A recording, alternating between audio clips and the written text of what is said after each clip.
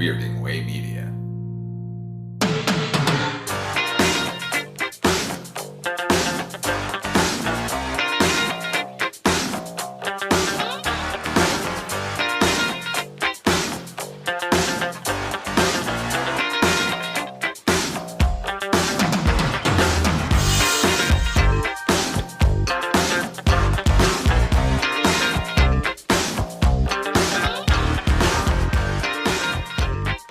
So normally I do a cold open, but you and I have spent all of like 5 minutes talking. So it's like, hey, let's do a cold open.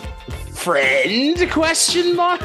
Question Hello, mark? friend. Yeah, soon to be friend. I feel like though, if someone asks you, hey, want to watch Volunteers from 1985, and you sit through the movie, by the end of it, that person who suggested the movie to you might not be your friend anymore. Not if they're Oriental. No, not if they're Asian. Yeah. God, oh my God, it is just There's a lot of words thrown out there that I'm like, wow, that's not PC anymore, is it? I'm not sure it was PC at the time.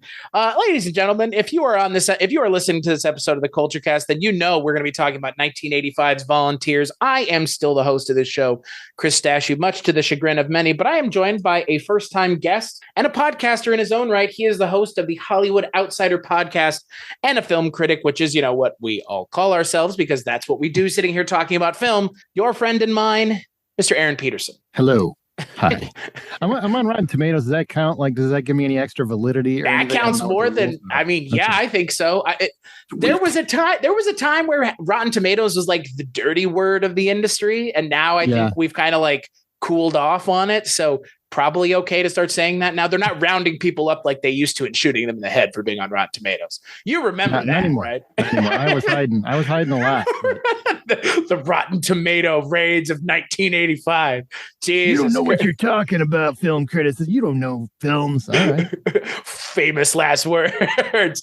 But on this episode of the Culture Cast, well, actually, you know what? I'm going to ask you first, Aaron. If people were to go and check out your show, the Hollywood Outsider podcast, what would they find? What would they be listening to over on your show? Well, ours is like a weekly entertainment podcast. We're talking about, obviously, movies and TV. And each week we try to have a separate topic that's kind of relevant to whatever's going on at the current time. We used to do a lot of, topical news, but now, by the time you do a podcast, it's already late. So We try to just keep the topics wide open and fun and broad, and reviews, of course, from films. And we try to keep it light, try to have fun. Having fun. If we're doing this and we're not having fun, we shouldn't be doing it. Absolutely. Nobody should be listening to it. You guys aren't having fun, then we're not having fun listening. So, and it's for people that like all kinds of movies. So if you like Michael Bay, you like Paul Thomas Anderson, whatever it is, we try to cover it all fairly, mostly. Fair. Throw that in right at the end, though. Yeah. Fair as you can be. As fair as you can be. There's some things where I just can't get over it. So It just is what it is. Yeah.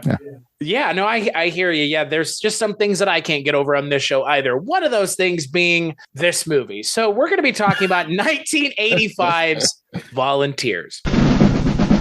One has generosity. It's not that I can't help these people, it's just that I don't want to. The other I'll have that town running like Pittsburgh! has dedication. My mission is here! One has charm. You are the most crass, arrogant human being. The other has diplomacy. I'm gonna go. Now the Peace Corps has both stars from Splash. Tom Hanks and John Candy, Volunteers. Rated R. Starts Friday at a theater near you. So the film was directed by Nicholas Meyer. It stars Tom Hanks. Somehow it stars Tom Hanks and John Candy and Tom Hanks' future wife, the one and only Miss Rita Wilson, and Tim Thomerson and Getty Watanabe. And wouldn't you know it, Tom Hanks plays a thoroughly unlikable character who goes into the Peace Corps by switching places with his roommate, the one and only Xander Berkeley. And along the way, he meets Rita Wilson and John Candy, who plays a character that, again, feels like a character only John Candy could ever have played. Aaron, I'm going to kick it to you first. Was this the first time you'd watched the film? And if it wasn't, when was? And what did you think rewatching it for this episode? Also, kind of want to apologize. I had never seen this movie before. Nothing to apologize. I literally saw it in the theaters when it opened in 85. True story. Wow. True wow. Story. I was a big Tom Hanks fan, especially, people You know what's sad is today, no one remembers he was one of the funniest leading actors of the 80s. Like one of the funniest. This is like the third time that this has come up now because we did The Burbs, we did Big, and now we're doing this. And it's like, this was a guy who was a comedy actor. Like through and through for almost almost a decade, essentially the entire run of the 80s, more or less. Until the early 90s. Yeah. Early 90s. I mean, he went Dragnet. He did a rap song in Dragnet. Yeah. That City of Crime. Bum. I've already covered it with Father Malone and Heather. You want to talk about an episode that goes off the rails? that episode. We're just in time. We have stumbled onto a major crime. I know that whole song by heart. It's sad.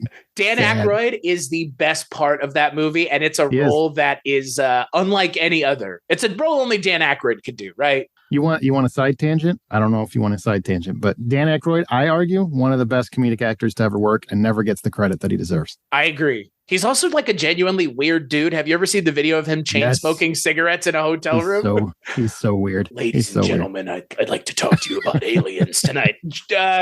Do you want to work in this industry again, Dan? Because like people don't take kindly when people are weird in the 90s. Now nobody cares, but that was like a big deal. Yeah. Well, I mean, hey, you know as much as I do clearly about Dan Aykroyd and his real life family who were all ghost hunters, and then Ghostbusters was like it was like a passion project of his, right? To the point where it was like impossible to film. The original treatment was nuts. Absolutely nuts. Yeah. So he's an odd bird. Sorry, that was a side tangent. No, but speaking of odd birds, got John Candy in this movie who yeah.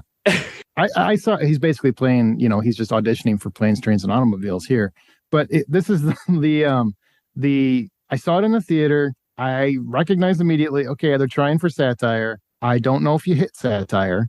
The thing I remember the most is, why can't Tom Hanks keep an accent? That's the thing that I remember the most, because he's this Yale snooty whatever throughout the entire film, but he completely loses his accent every other scene, maybe? I don't know. I had never seen this before. And I wanted to watch Tom Hanks movies that aren't necessarily the ones everybody's seen. But I mean, again, watching Forrest Gump this month. So what the fuck do I know? But at the same time, I haven't seen Forrest Gump in a decade plus. So it was more a revisit for that. But I had never seen this before. So I sat down to watch it, and I've seen it 3 times now. And the first time I watched it, I couldn't figure out why anybody would make Tom Hanks as unlikable as his character is meant to be.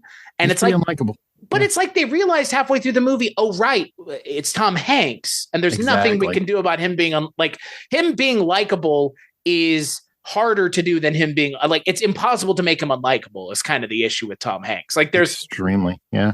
I haven't seen a movie where he's unlikable, even when they're trying to paint him as unlikable, which they do with really broad strokes here in the first 10 minutes. I don't know how else you make someone unlikable by having them playing cards, not ripping guys off at cards, but winning and then leaving and then banging his roommate while Xander Berkeley's waiting outside. Like you're painting him pretty broadly as a big asshole, but it doesn't work. Like it doesn't work from the first frame even. Okay. I'll tell you, this is where we might differ. I actually kind of enjoy the movie.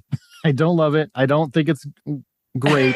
It's one of those where it's like, it's maybe a 5.5, but I got there's legitimate times where I laughed out loud. I mean, there's some clever stuff, breaking the fourth wall with the subtitles. I thought that was really clever. Just probably in the wrong movie, but it still worked for me. So there's a lot of those things. And then he delivers some lines that really pop. Well, I don't dislike this movie. I just think the kind of initial conceit of this movie of having someone like Tom Hanks as the lead in a movie where he is meant to be a character who's going on a journey. But the spot where he starts is just, again, like you mentioned with the accent, it's like the movie forgets who he was at the beginning of the movie about halfway through the movie.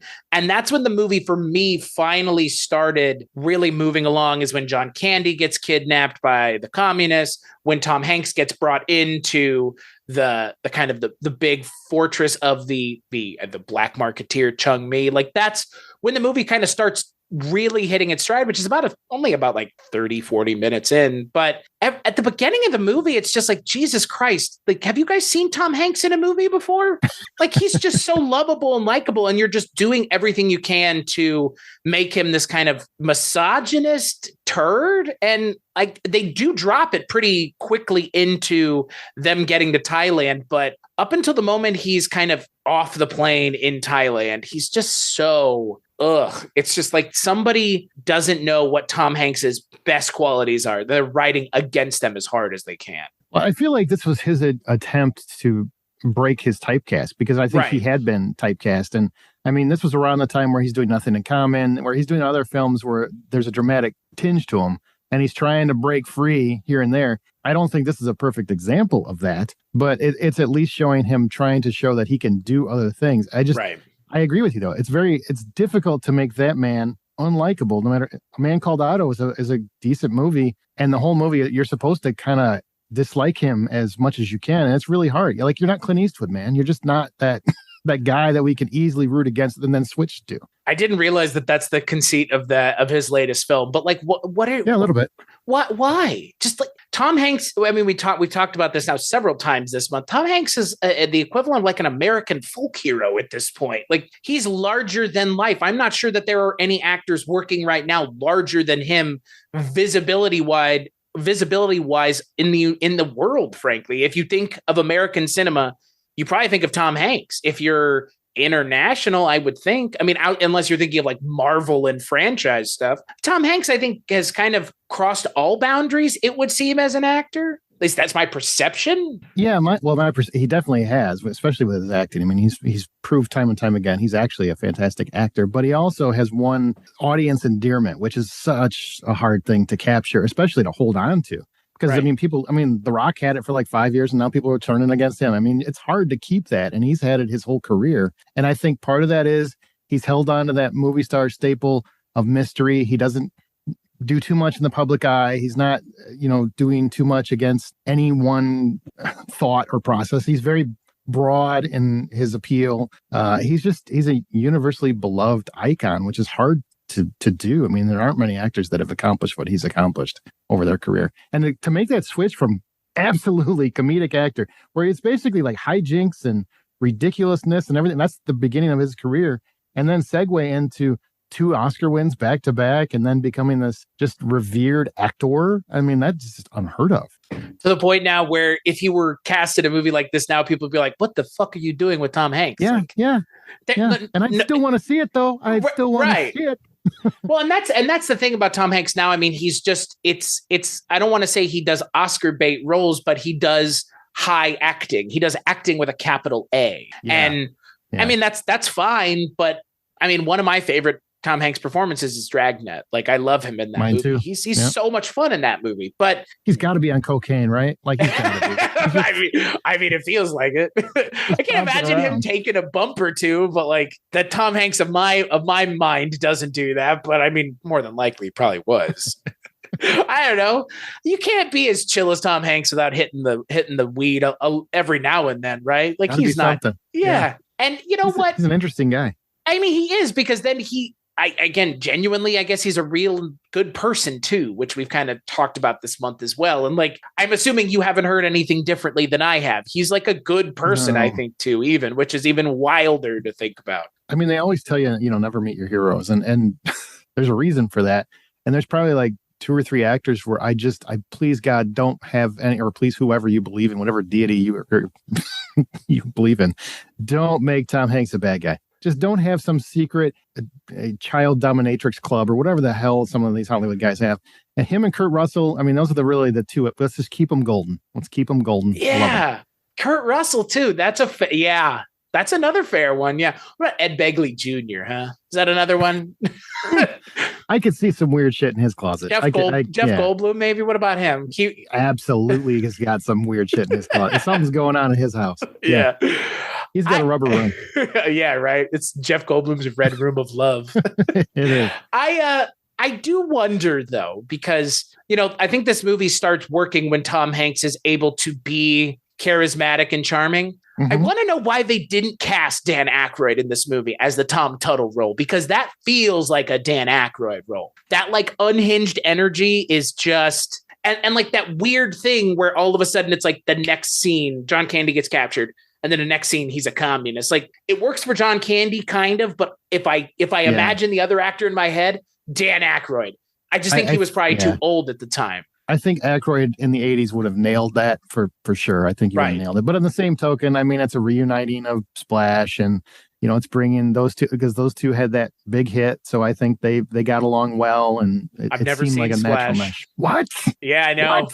Yeah, I know. That's why that's why the two of them on screen doesn't necessarily mean a lot to me. It's like, I mean, great Tom Hanks. Have you ever seen Nothing in Common? That's my favorite Tom Hanks. I have not. Story.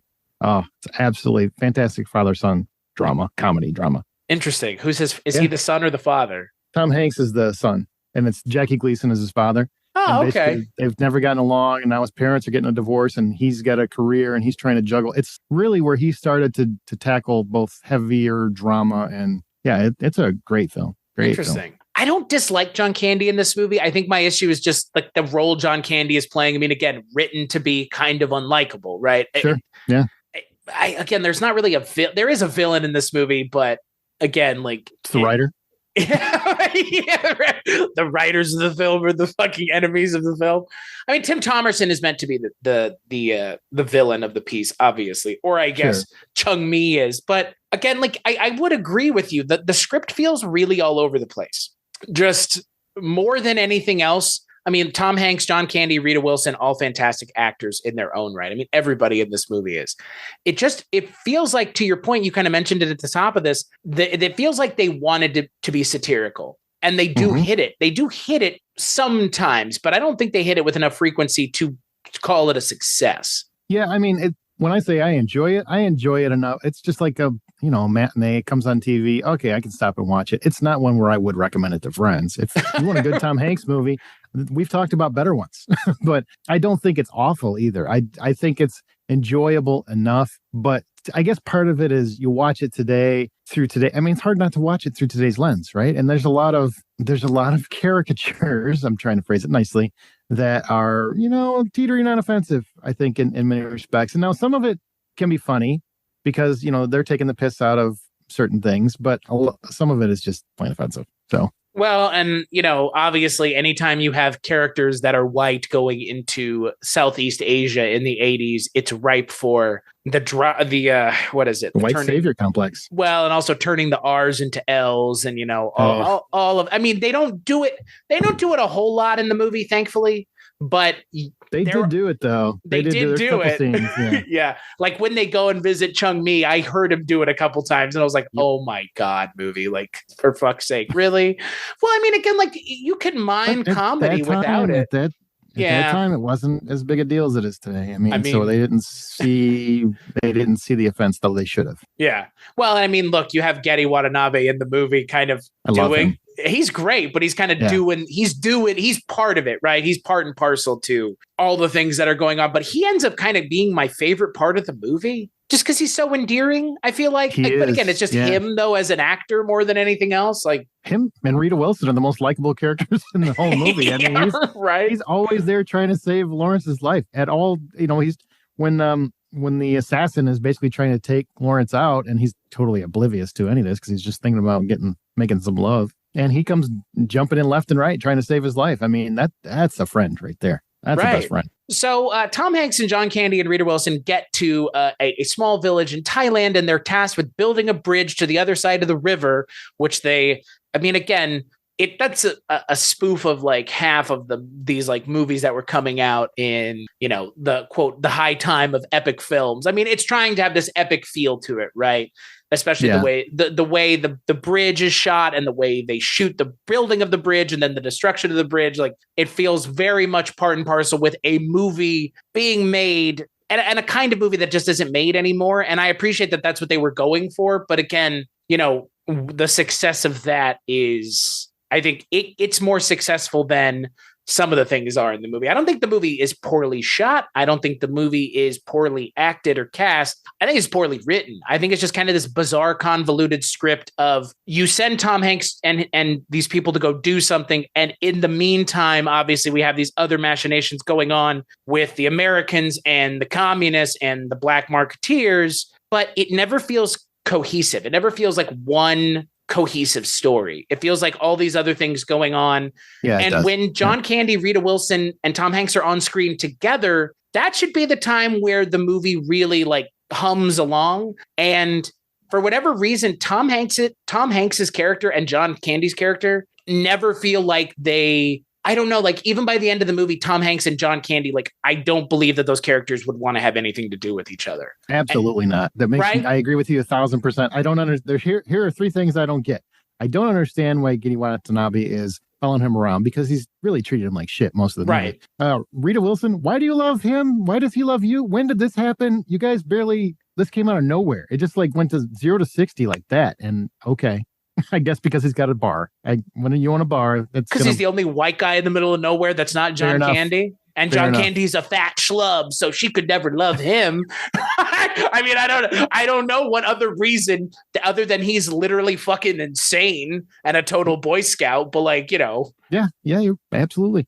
And the third thing, John Candy, I like the joke where you captured me and I'm not going to turn. And then the next thing he's like, I'm leading the troops. I mean, I thought that was actually really funny, but I don't get why any of them like him. I mean, he's not typical. He starts the movie very John Candy, like, okay, this is a guy that I'm used to seeing John Candy do. And then by the end of the movie, I'm like, I don't really like this character anymore, which is hard to do because John Candy's a hard guy to not love. Right. He does that thing in the first scene where they meet him, and it's like not a thing human beings actually do, where he's talking over the entire scene, even though Tom Hanks is not paying attention to him anymore. That to me is like a John Candy thing, right? It is. Yeah, totally.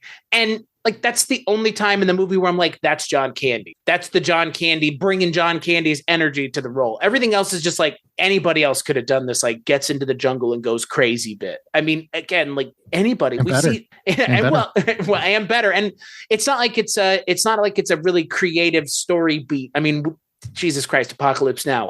I mean, the Heart of Darkness and everything like it are always going in that direction of you go into the jungle and you might, face something you can't deal with. Sure.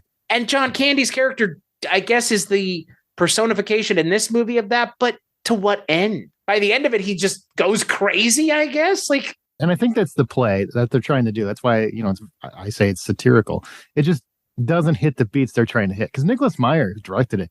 He's a talented director. He did Time After Time, Wrath of Khan. I mean, so he's got some real credits behind him. He can direct. It just didn't work. And I feel like you definitely have John Candy here because you're trying to recreate Splash Magic. That didn't happen. You don't have those two characters interacting enough to even make it sensible, really. And yeah, it's just that part's disappointing.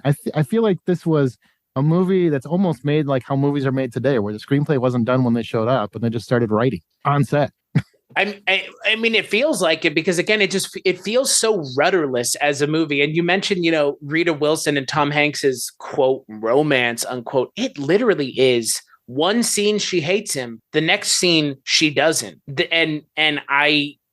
I mean, the Coca-Cola product placement scene notwithstanding, which is like so fucking shameless. They got a lot of flack for that, I think, when that came out. Yeah. Yeah. But like, I mean, because Columbia Pictures was fucking owned by Coca-Cola at the time. Mm-hmm. So, but like, it was like, would you like a Coca-Cola? Like, but I mean, that notwithstanding, like that scene literally comes out of nowhere. It makes no sense. Like there was not a character progression that made sense to get to that scene where she is all of a sudden smitten with him because he has spent the entire movie up until that point trying to fuck his real life eventual wife, which isn't it shocking they have no chemistry? I think it's shocking they have no chemistry on screen. It is shocking that two people that have, again, like we talked about with Tom Hanks earlier, seemingly a nice guy, has been with Rita Wilson forever now at this point. I mean, long time. They're still together now, and they have no chemistry. And that's Hollywood. Yeah, Hollywood romance. Yeah, that's not a thing. Like the only it's not like a real marriage. That's like Hollywood marriage, right? It's like Sarah Michelle Gellar and Freddie Prinze Jr. You guys have been together how long? How does that make sense? I know, but at the same time, like it is weird because Tom Hanks and Rita Wilson on screen together, it's like I know that they're together in real life, but for whatever reason, it's unbelievable here. It is. I like Rita Wilson though. I actually think she's pretty good in this movie, as far as what she can do with the script. But I don't understand how she fell in love with him, and I definitely don't understand why he turned. Because like you were talking about earlier, it's this journey for his character, and it's supposed to be a redemption arc at the end, and da. And okay, great, but I don't understand the turn because he's ready to shag the assassin like 5 minutes ago, and suddenly he's like, oh wait, I love her. Where's she at? Let's go risk my life to save her. That is not the character that we have known to that point, right? At all. And I don't understand what is the point of writing your character in such a way where the audience is expecting a redemptive arc. You want him to have a redemptive arc, but you're not willing to put in any time and effort to give him the redemption. You just want him to be there already. And like, look, again, like I don't think you can make a movie where Tom Hanks is unlikable at the beginning and likable at the end. That's perfectly fine. But you need to write your movie where the journey to getting from unlikable to likable makes sense. And the movie feels like they were just on set. They realized, oh yeah, Tom Hanks is a charismatic actor who we don't dislike. So let's get him to be likable faster. Like be likable faster. Like just cut out whatever. It feels like they cut out part of the script. It's like there were like 2 or 3 scenes maybe that they didn't shoot or they shot and were on the cutting room floor of her having a moment where she like looks over and shares a glance with him or just something. It's because just she's all into Tim Thomerson's character for a big portion of the movie. Then suddenly like, you know what? I don't want this big strapping manly man. I actually kind of like Lawrence here, who's treated me like crap and abused, people of color for the last 25, 35 minutes. I mean, well, then they just have to make Tim Thomerson a complete psychotic. That's how they make him look. By comparison, Tom Hanks is better because he doesn't have a name for his knife. Mike, this is Mike. This is me and Mike are going to have a good time. Like, okay, so this guy is actually off the fucking reservation. Like, I do love how he just strokes that knife. Like he loves that knife. He very much treats it like a woman. I really like Tim Thomerson. I do too. In this movie, he's trying to think what else I've seen him in. I saw him in, I think, in an episode. Trancers. I've seen him in an episode of Twilight Zone 1985. I think is where I've seen. Okay. Well, he did the Transfer series. That's really his biggest claim to fame. He was more of a character actor, but he was a good actor. He just never really broke out like a lot of guys in the 80s didn't.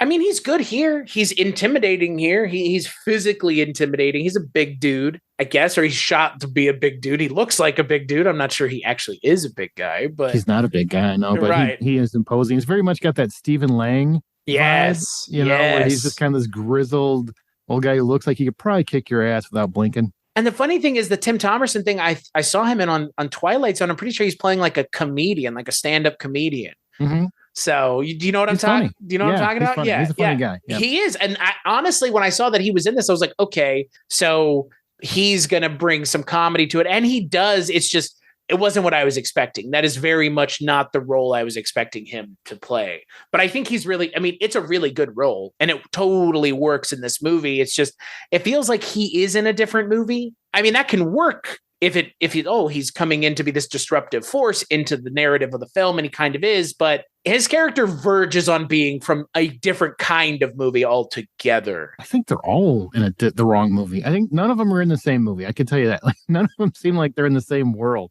Watanabe, I will say, it's probably the only time I've seen him where I didn't feel like, okay, they didn't make him be a caricature. I actually feel like he's the least caricature role he's played. I mean, in Vamp, he's quite the caricature, and 16 Candles, What's Happening, Hot Stuff. Yeah, that's all. Yeah, here he's kind of straightforward, which is one of the few times I can remember him being like that. But everybody else is all over the place. I like him a lot. I mean, he's really endearing, obviously, and I think he has some of the funnier lines in the movie. What did we learn, good. Dorothy? which I think is like the funniest goddamn line in the entire movie. It makes no fucking sense. Like, I mean, it does, but it doesn't. Like, it's just such a. That's my favorite line. Yeah. You know what mine was? Dorothy. Mine was Lawrence when he's talking. And it's not that I can't help these people. It's just I don't want to. That was fantastic. I couldn't stop laughing. I do think that, obviously, again, watching it through 2023 vision and trying to suspend that as long as we can is hard. But yeah, there's a lot of anti-Asian sentiment in this movie, as one might put it, or not anti-Asian, but it wouldn't be viewed as politically correct, if we want to use that term, or in good taste, I think is a better way of putting it, maybe, or problematic, as they say today.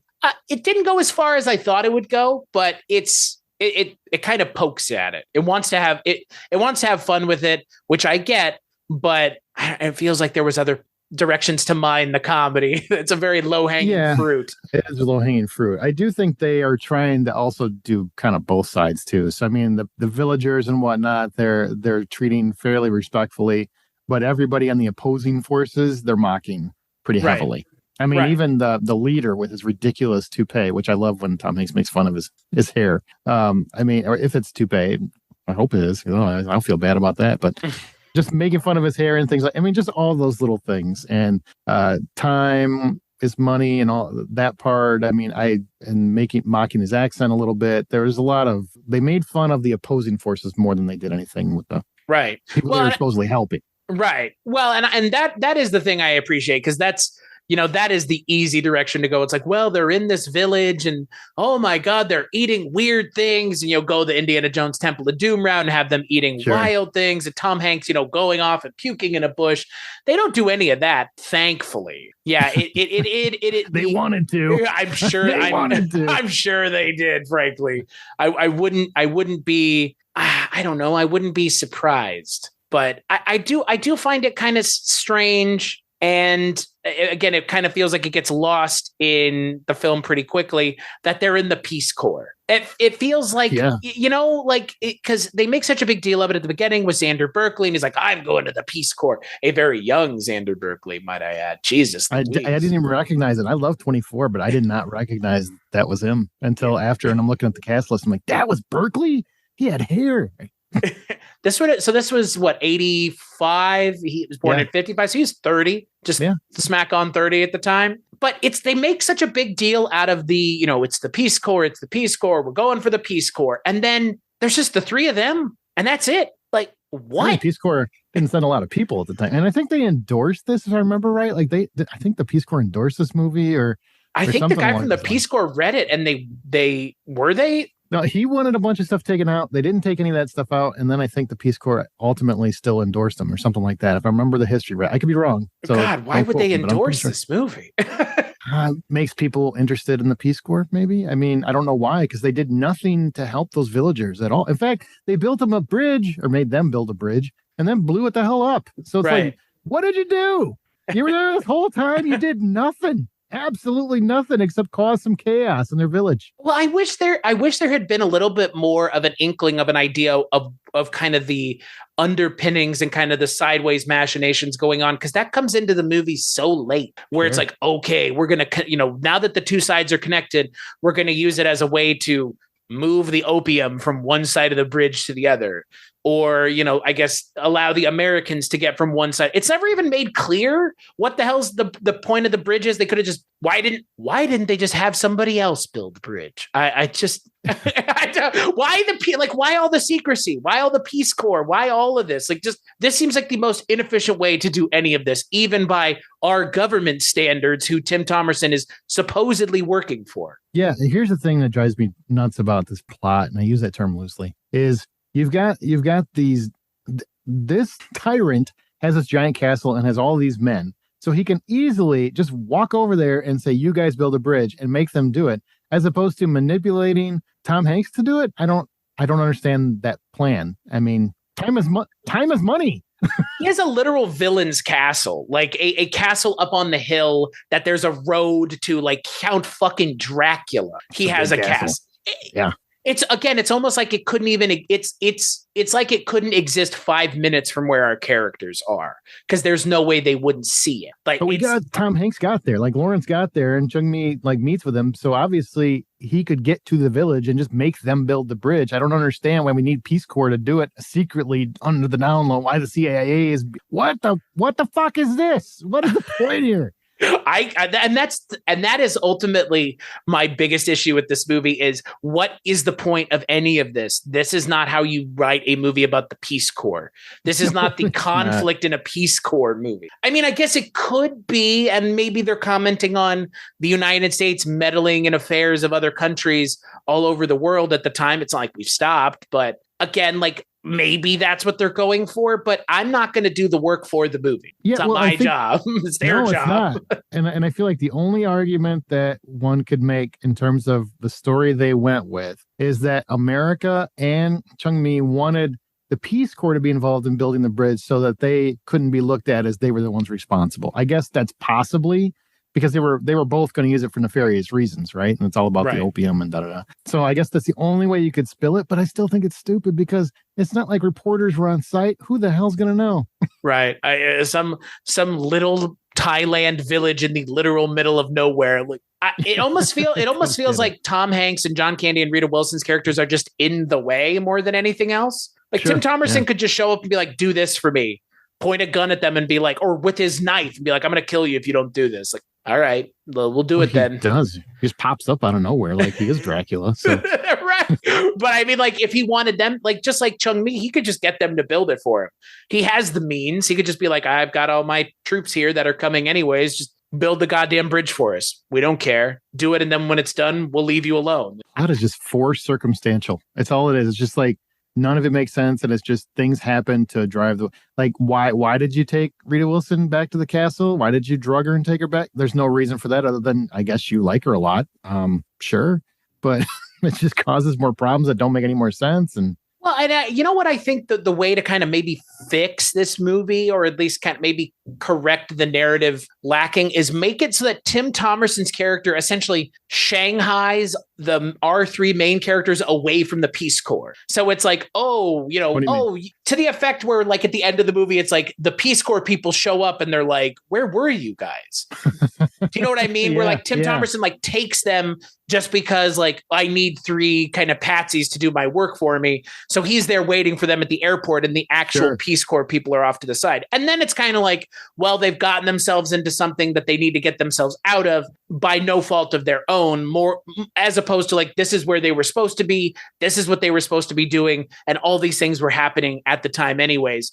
This would be more like it was kind of a put upon them and they didn't realize they weren't supposed to be there. That would, I think, at least ease some of the kind of narrative problems of this doesn't make any sense if you think about it for more than 2 seconds. Yeah, as opposed to Lawrence's redemption arc that makes no sense, goes nowhere. The tone's all over the place. I don't understand where we are half the time. Yeah, that would make more sense. And John Candy disappears for like a third of the movie too. It's just like, and nobody goes to look for him. Like, nobody cares. Well, he's just off in the bush. Yeah.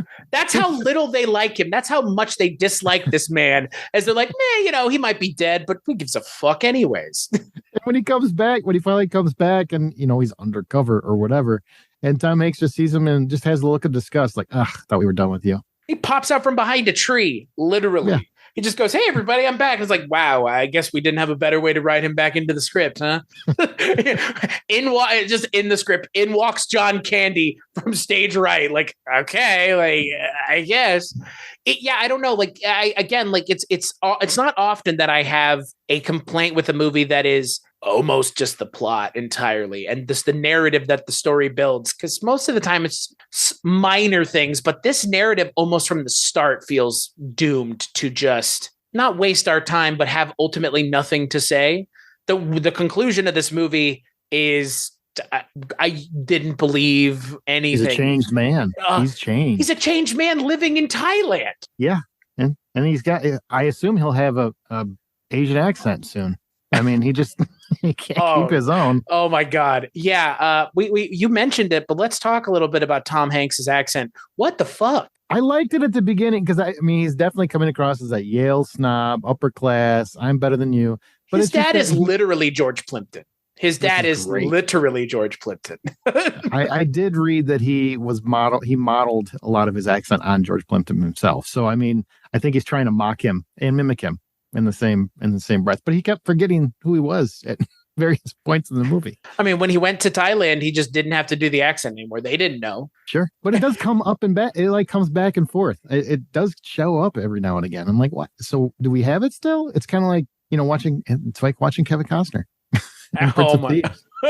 Oh my God. Kevin Costner, ladies and gentlemen. Yeah. There's the inverse of Tom Hanks for me. I cannot stand Kevin Costner. Oh, really? No. Not a fan, no, huh? Not at all. Now watching Yellowstone? No, and by all accounts, he won't be watching himself in Yellowstone for much longer. So yeah, that's what I've heard. Look, I understand why people like Kevin Costner, but he's never resonated with me. But sure, I get it. Like, for me, Tom Hanks normally does. And in this movie, he didn't resonate with me at all, regardless of the accent he's doing. It's just so, I don't know. It feels like the wrong direction to go with someone who's as immensely talented as Tom Hanks is. I mean, yeah, I know Big hasn't come out yet at this point, but Splash has already come out at this point. So people know what to expect with Tom Hanks. Oh, absolutely. I just don't think the writers, I don't know, the writers aren't like, Ken Levine and David Isaacs have worked on plenty of television, funny television too. It's not like they're not good at what they do. I just think too many ideas were probably thrown out. Wouldn't it be funny if he made a casino in Thailand? Wouldn't it be funny if there was the bridge and they had to blow it up like Bridge on the River Kwai? Wouldn't it be funny? It's like at some point you got to cut some of this down, of this out. They even had the bar that Lawrence is, and they start playing. Was it As Time Goes By? Like a Casablanca reference. I mean, it's just like there's so many homages to other movies, and this movie never comes close to it. But it's trying, I guess. The thing with Tom Hanks is like I think they cast him hoping he would help the movie coast by on charm, which he does everything he can. Like there are still moments in the movie where I'm like, that's the Tom Hanks I love. There's a lot of the line deliveries that I liked. Please, can I go home? Please, can I go home? I mean, that's like little right. Tom Hanks isms. And, you can't save a movie that wasn't written strongly. No, and no matter what Tom Hanks does, he can't lift everybody else around him and the script. He can lift everybody else around him if it's a good script, but if the script is lacking, you're not going to be able to do much. And it doesn't strike me like there was a lot of ad-libbing on set. Let the cameras roll and we'll let the funny people do what they want. It's like nobody was doing that here. So. And that's ultimately kind of the biggest shame of this movie is, I mean, it's like an hour and 40 minutes. It's not a short watch either. No.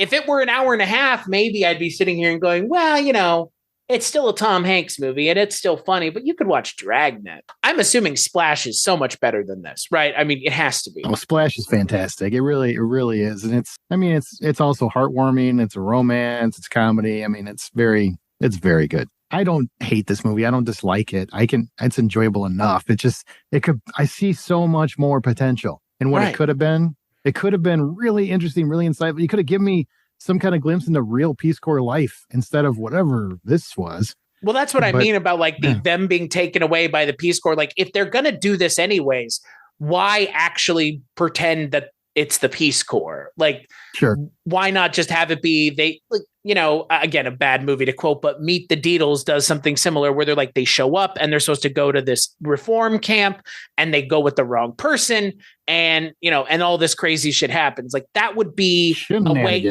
Right. Like, again, like that's what the movie wants anyways. I don't think, or maybe the movie does want to tell a serious story about Peace Corps life, but sure didn't seem like it did to me. So why even try? Like, why not just give yourself a narrative out and be like, well, they got kidnapped by a crazy military asshole unbeknownst to them.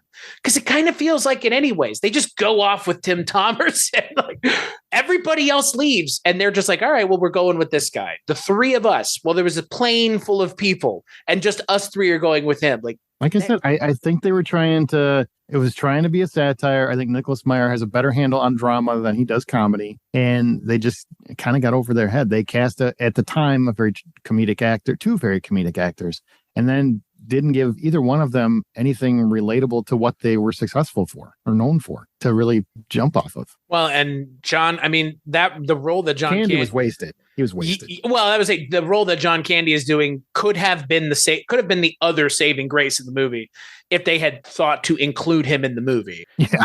It's so weird to me how little he's in this movie, but how much he's on the poster, both the theatrical poster, I mean, you can go watch this on HBO Max right now. I mean, it's easy. I mean, it's HBO movie. It was produced by them in Silver Screen. So you can go watch it on HBO Max right now. And it's Hanks and John Candy on the essentially the streaming poster for it. It should just be Tom Hanks.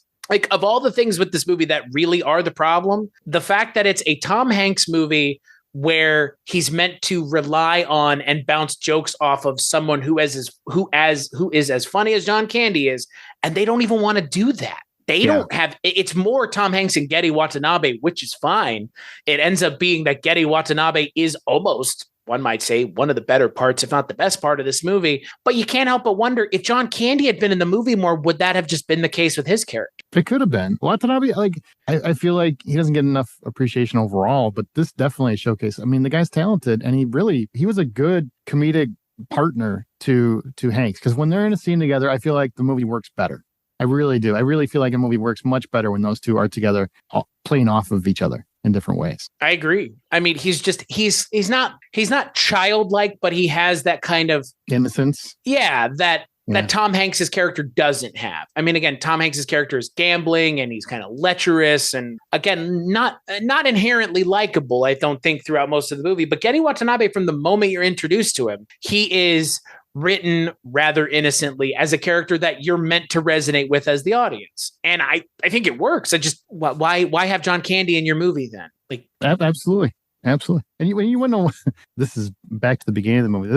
It just occurred to me. No, they're having the poker game at the beginning, right? And for the life of me, this is another thing where I'm just like, whoa, I don't understand why this is a problem. Where the guy that he's beaten in poker, because he outbluffs him, he gets pissed that he bluffed him. I don't understand what you're so mad about. That's literally what poker's about. I just don't.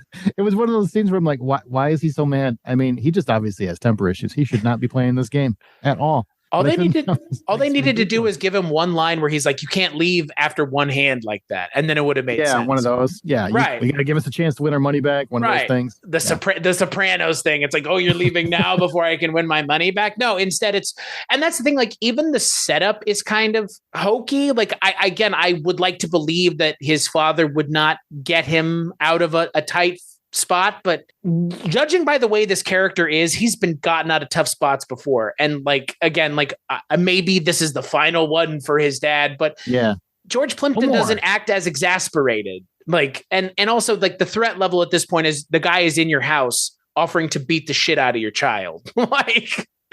Again, gotta teach that hard lesson. That's what you gotta do. Boy, 1962 was a different time.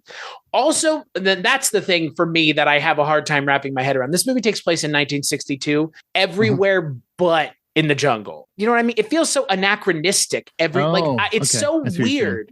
Like, it doesn't feel like it needs to be 1962 anywhere other than the beginning of the movie. Yeah, I would agree with that. And there could have been so many things and directions to go with the fact that it's set in the 60s. And they mentioned Kennedy a couple times, but that's it. Once they're in the jungle, what year it's set in is kind of unimportant. I think that probably because the Peace Corps was big at that time. Sure. It's bigger than it definitely was in the 80s. So, I mean, I think that's probably why they chose it. But wouldn't it have been more interesting to mine the 80s with the Peace Corps? I don't know.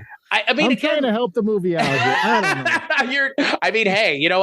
I think the movie is not beyond help. I just think, like you've said, just what story are we trying to tell here? We need to treat the movie like Lawrence's dad did, and just let it. You know what? You're on your own. Yeah, you're on your own. Have fun out in the middle of nowhere. Yep. and again, I really find it hard to believe that Tom Hanks by the end of the movie would stay in Thailand. No, he wouldn't. He's just the whole movie wanting out of there. He would have blown the bridge up, said, "Yeah, I'm badass. I still want to go home. I still want to go home." Let's go. No. But also at the end of the movie, I do like that. Again, the movie kind of gives itself a little bit of an out, because by the end of the movie, it's more or less implied that Tom Hanks is an opium runner in Thailand. It feels that way. Yeah. It feels that way. It sure feels that way. I don't know if it's implicit or not, but it feels like That would explain why he stays. He wants that castle. He wants to get that castle, and yeah. I just wish there had been, I mean, again, like, don't give the character a redemptive arc then, because that's not redemptive at the end of the movie, because you've effectively said, well, he's now taking advantage of these people. I mean, I guess he was anyways with the casino. So he was, but this is the one thing. This is a big thing that I think isn't addressed in the movie. So I'm sure they've got a boat. They've obviously, Lawrence made it over to his castle. He can make it over there. He's gonna kill him in horrible ways for blowing that bridge up. I want to see the sequel because I think it'd be 5 minutes long. Hey, Lawrence, bang, the end. Yeah, exactly. Remember Rita Wilson, you're a sex slave now. Bye. Yeah.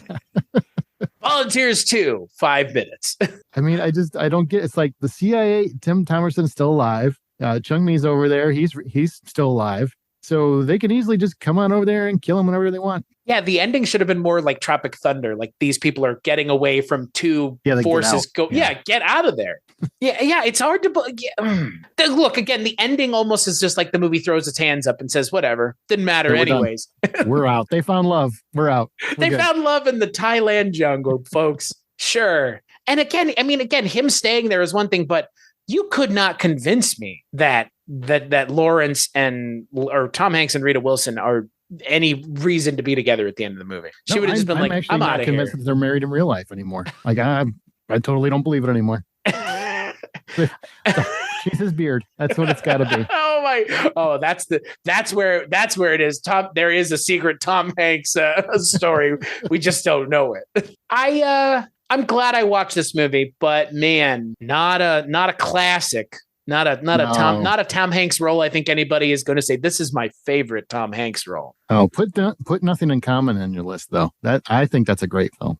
I think it's very unappreciated, but it's a great film.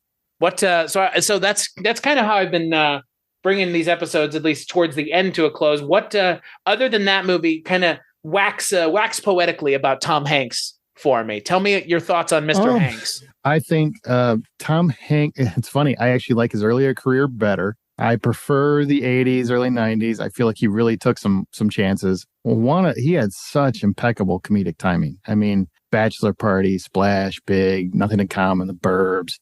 Even here, you can see his timing. Dragnet. God, I loved him in Dragnet. We can talk about that forever. Forrest Gump, he's fantastic. And then he segued into heavier dramatic fare, and he's a wonderful dramatic actor too. But I will always prefer the 80s. And a lot of that is I grew up with it. So I grew up with, how he kind of changed what a leading man looks like, acts like. And I don't think he gets enough appreciation for that. He's just stuck with that everyman moniker, but he's also one of the most versatile thespians that have ever lived, honestly. I mean, Adam Sandler has touches of it. Adam Sandler actually has touches where he can play heavily dramatic fare and he can go back and forth.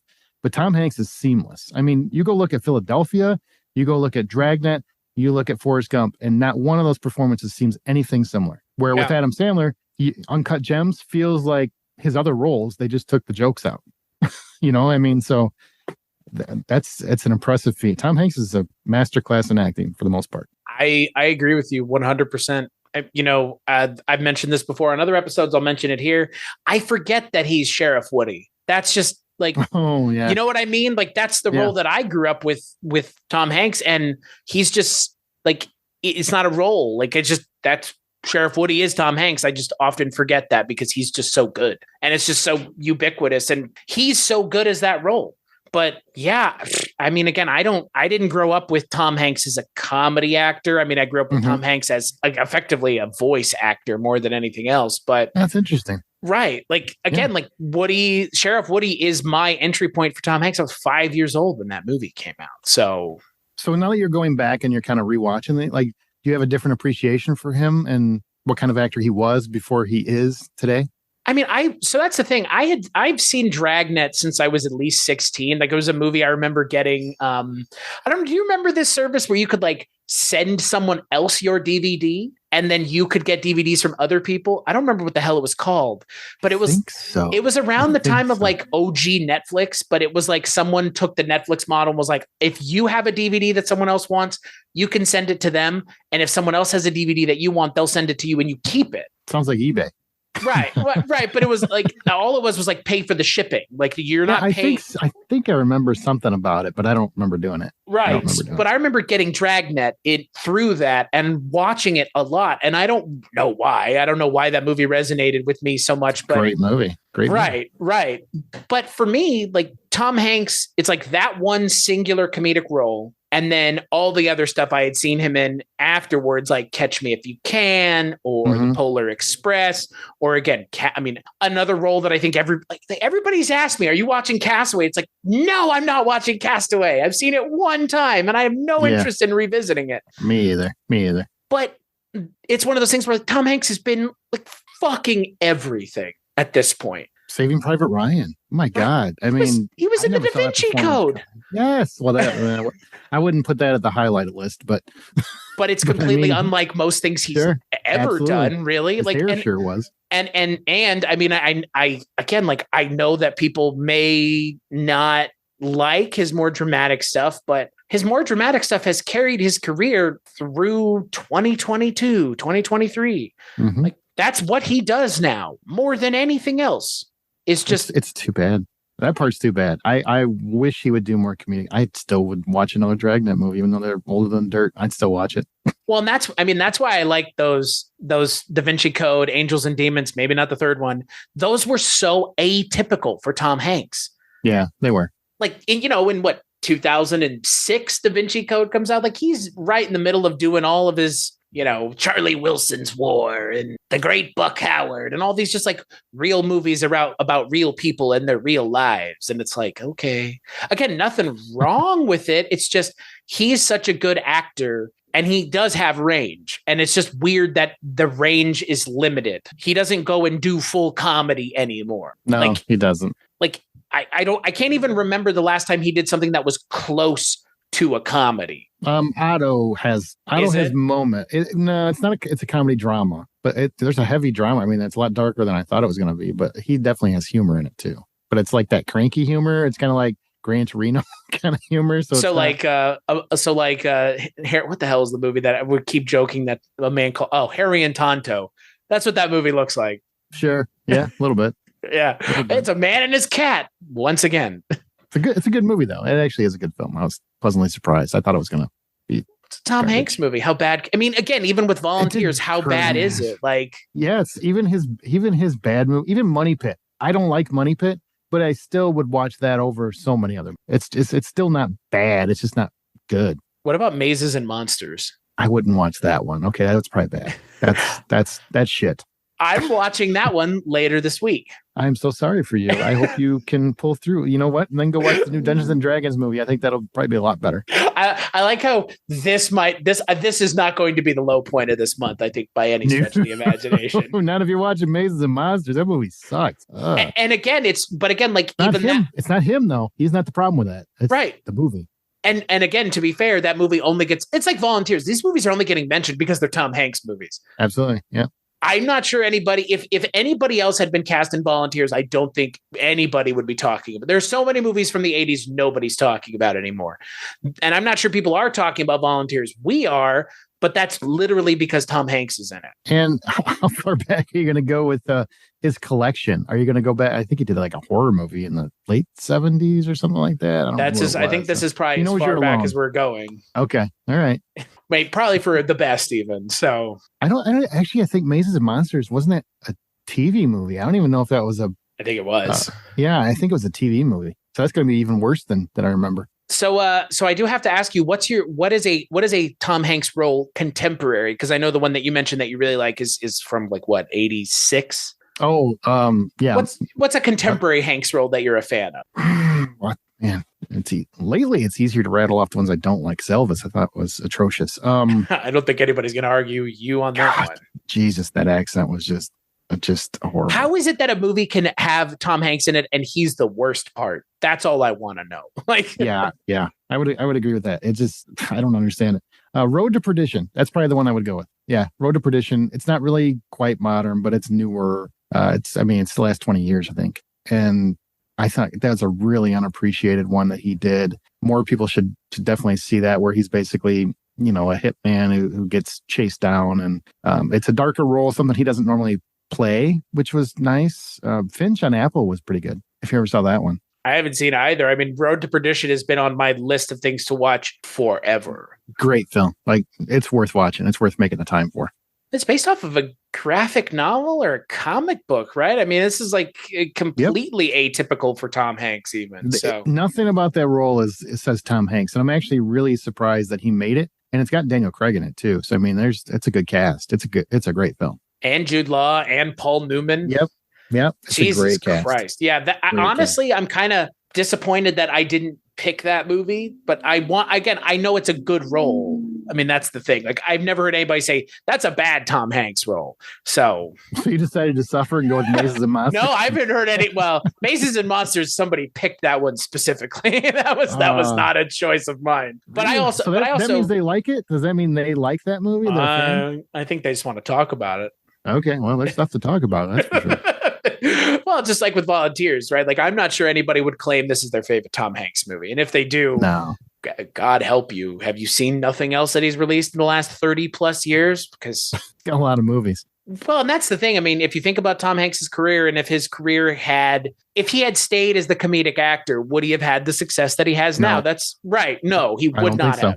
So. No, because look at Adam Sandler. Well, here's two things. One, Tom Hanks, his kind of humor, which is really deadpan, kind of sarcastic, I think that died out a little bit because humor always changes. You know, it's all cyclical. Adam Sandler, though I think a lot of his humor died out, he never gets credit. He's one of the smartest actors alive because his brand has lasted so long, and he's the first to do that big Netflix deal that has paid off for him in dividends over and over and over again for, another 10 years. He extended his career like nobody thought was possible. And he did it right at the moment where he was starting to wane, and he reached more homes that way. So, I mean, he gets a lot of flack too, but man, he should get a lot more credit than he does. I mean, I don't dislike Adam Sandler. Again, you want to talk about somebody with good early movies. I mean, Adam Sandler's first couple like big movies, can't beat those. They're still pretty funny. Happy Gilmore, still funny. The Waterboy, still funny. Big Daddy. Big Daddy. I've seen that movie once. The one that I go to bat for is Little Nicky. Really? It's a weird movie, man, but it's best thing Quentin Tarantino's ever done. Can't argue with that. If you mean acting wise, I just mean in general, across the board. What? That is the opportunity of my lifetime would be to sit in a room with Tarantino and ask him about his role in Little Nicky and nothing else. That he wouldn't be able to handle it. His ego would explode. Tell me more about your role as the crazy preacher in Little Nicky. That's all I care about. I know you've done other things, but do you not want to hear about my books, my films that I've written, my thoughts on cinema? What? Little Nicky. That's it. Thank you for your time. I wonder if I could get an interview with Tarantino if I sent him an email specifically like that. I want to talk about one thing and one thing only. You might. That might be enough for him to be curious enough to check it out. It's possible. Yeah, but then I'm associated with Mike White, and then that's when the red flags start going up. Yeah, he and I have a completely different opinion on Tarantino, but hey, everybody's entitled to their opinion. And I get it, but I agree with you about Adam Sandler because his brand has kind of outlived the time that it would have made sense for it to keep existing. Like it's that rarity because comedy doesn't a certain kind of comedy never lasts that long.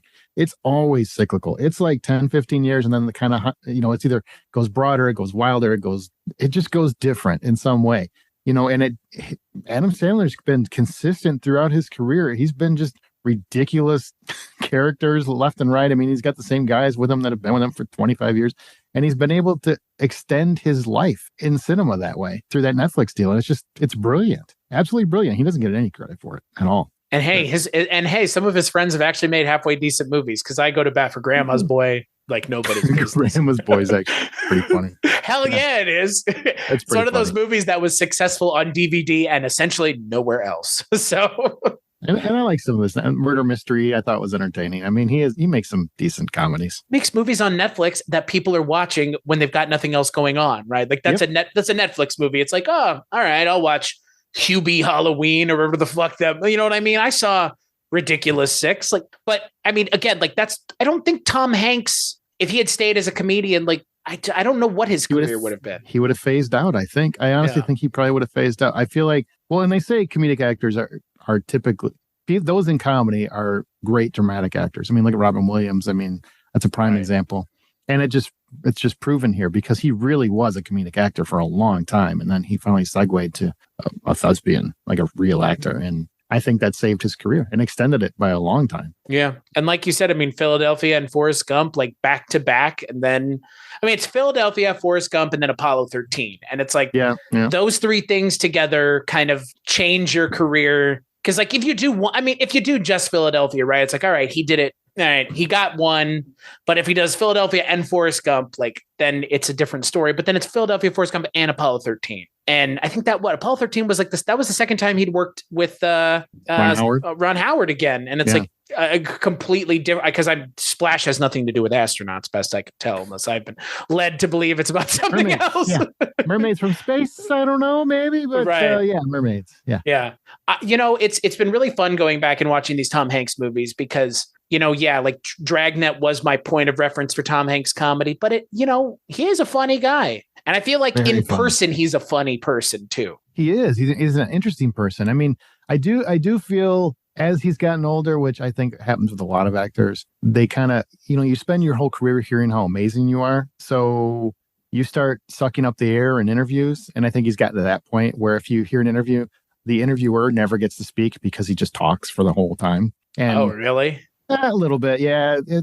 It happens with almost every celebrity, I feel like. But I've noticed that a lot. It used to be an interview. It felt like a conversation when he was an interviewee, and it was really fun and upbeat. Now I feel like it's more of a Tom Hanks monologue. So, he loves the way his own cologne smells in a nice way of putting it. For him versus some other people with their farts. So literally shows up on every podcast, I'm sure, and they just start with, "You're the most amazing thing, Tom Hanks," and I love you in literally everything you've ever done. Yep. No shit. You never fail me. You never fail me. Please don't have any secrets. Well, and that's the thing. Like with someone like Tom Hanks, you can't be kind of like snide about it. You have to be effusive and thank you for because again, like you said, you really have to lean on the perception. And like we've said, I mean, his perception in the public, I think, is well earned by him, if that makes sense. Like he's spent the last 30 plus years cultivating it. So, but man, I would honestly love to see someone who's like 15 or 16 watching a Tom Hanks movie where he's a comedian. Cause like, I think it would he's doing funny things. I think it would blow their mind, frankly. I made my kids watch those movies. I did. I mean, I probably not nice to say I made them, but they enjoyed them. I mean, I made them watch Burbs, Dragnet. I don't know if Splash was in there, but several of the 80s ones, and definitely Nothing in Common. That was pretty common staple in my house. I made my kids watch them when they were little, and they loved them. They loved Dragnet because they loved the song. And they were like, Tom Hanks sings? I'm like, not really. No. I'm glad to have found yet another person who loves Dragnet as much as I do. That movie's Dragnet. It's such a good movie. Like I can sing that whole song from start to finish, and I'm ashamed of it, but also kind of proud. I also just love the characters like Emil Muzz, just that name. God, everything about the Virgin Connie Swale, and then the Dan Aykroyd eyebrow. Just that was just perfectly played. And God, I was gonna say Max von Sydow. It's Christopher Plummer. Yeah, it's Christopher Plummer. God. Yeah. Though it could have totally been Max von Sydow, to be fair. I mean, either of those actors totally would have worked in that role. But oh my God, Pagan, yeah, just that might be my favorite, because I was talking about Toy Story, and I think Toy Story is the role where he just melts into that character. But I can't help but just love Dragnet. I saw Dragnet at the right time, and there's no wrong time. There's no wrong time. That's fair. That's fair. Pagan, what is it? People Against Good Normalcy, right? Yeah. You think? Oh my God. So Aaron, I will give you an opportunity. Your final thoughts on Volunteers. I think if you've got HBO Max, it can't hurt to watch. If you're looking for a pleasant, sit on the couch, not pay much attention, watch a movie, it's not bad, but there's better Hanks movies to watch. But if you want to see Tom Hanks like do his thing very, very early, and also not do it as well as he does in other movies, then Volunteers is for you. I have to warn you, I'm not as good as I am elsewhere. Yes, exactly. This is a low bar. He gets better in other stuff. I agree with you as someone who's never seen this movie before. It was okay.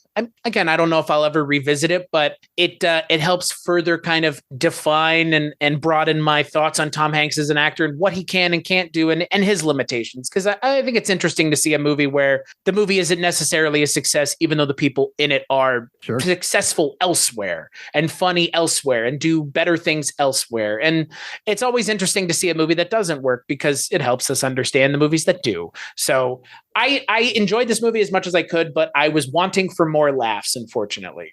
But John Candy's on screen for literally 10 minutes is what it feels like. Like John Candy at the end of the movie really makes more sense now. And John Candy is right. It's very very and. But I like how he's billed as Tom Tuttle from Tacoma. I feel like that I appreciate that.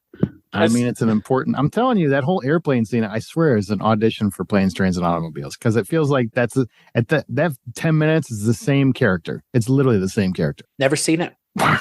What? Planes, Trains, and Automobiles? Really? Never seen it. Oh my God. Steve Martin yelling fuck for 5 minutes straight is worth watching that movie alone. I have seen very little Steve Martin films outside of more like contemporary ones. So this, next Thanksgiving, put it on your calendar for Culture Cast. Watch Planes, Trains, and Automobiles. I should. I know how well received it was and how much everybody loves it. It's not like I don't know it's a good movie. Invite me back for that one. I'd love to be part of that. I love that movie. It's a date. It's another John Candy movie, but he's actually in it this time, folks. And it's a good one. The Candy Cast. Bringing you back. I don't even know what John Candy was doing a lot of SCTV. So that's what John Candy was doing for a while. Yeah, but he had quite a career. I mean, he was going to be famous for a long time if he would have stuck around. I know. That is the thing I always think about with John Candy. Even in this movie, it's like, man, if only, right? Like, if only this guy was around today. So absolutely. Yeah, absolutely. Aaron, where could people find you on the internet if they wanted to track you down? Yeah, you can find me and most of the podcasts I do at thehollywoodoutsiders.com. That's thehollywoodoutsiders.com. I'm a host of the Hollywood Outsider podcast, presenting Hitchcock, and several other things. So you can find them there, thehollywoodoutsiders.com. And as for me, you can find all the stuff that I work on over at weirdingwaymedia.com, which is where all the podcasts that we put together, myself and Mike White and so many other awesome people, that's our network. And that's where you can go to find us. As for this show, culturecast.com, patreon.com, all those things if you want. But hey, all that shit sucks and life's hard and inflation, all those terrible things that we're dealing with that you don't want to think about while you're being entertained. So on that note, Aaron, thank you so much for joining me. This was a lot of fun. Thanks for having me, man. It's been a great time. Maybe next time we'll talk about a better movie. Sounds like there will be a better movie talked about in the future at some point. So absolutely. Planes, Trains, and Automobiles. Or Nothing in Common. Do that one too. That's and cool. As always, we'll catch you on the next episode.